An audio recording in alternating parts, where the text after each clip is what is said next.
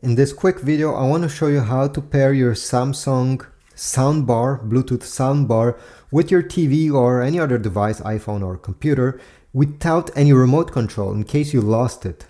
Very easy. Okay, so first turn on your Samsung soundbar by pressing the on-off button here. Look at the display, okay? Usually there's a display here, if not it's on the right side or left side, but when you press the power button, you should see hello, simply telling you it's powered on. Then you're gonna find the input selector button. It's this one, you see, it's like a square with an arrow. You'll need to press this button until you see BT for Bluetooth, and then keep it pressed during 5 seconds. Wait. Okay, you'll see BT pairing. Now you can release the button. The Samsung soundbar is now in pairing mode. So go ahead, open your other device. Let's say I want to pair it with this TV. I'll go in the settings of this television.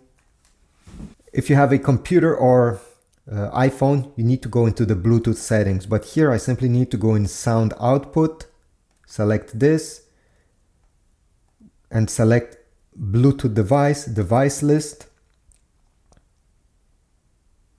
And the Samsung soundbar will be in the devices ready to get paired. Click on it and it will be added to your registered devices.